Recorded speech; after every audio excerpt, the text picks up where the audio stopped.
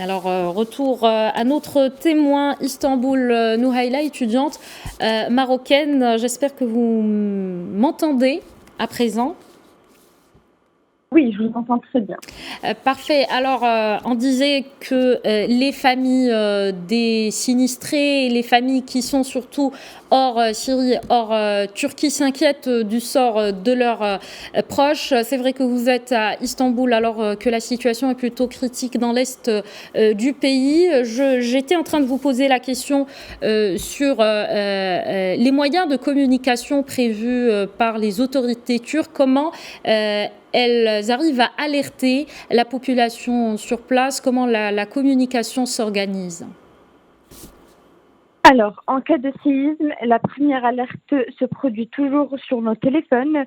On reçoit un signe d'alarme quand quoi il y a un tremblement de terre.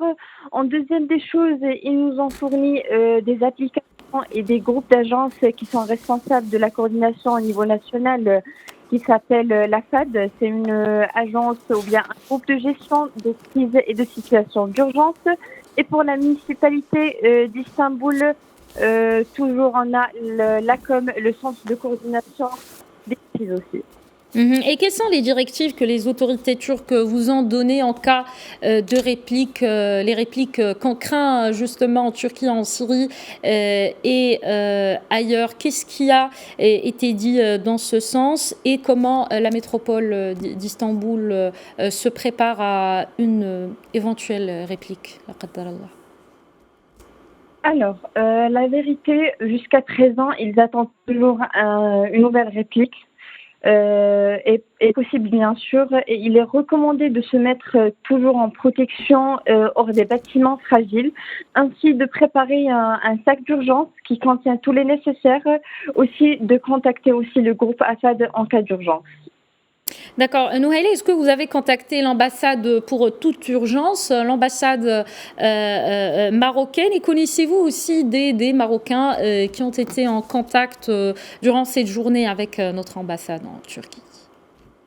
Alors, l'ambassade marocaine à Ankara, en première des choses, nous a fourni et partagé leur numéro de téléphone et adresse mail pour faciliter le contact avec nos parents.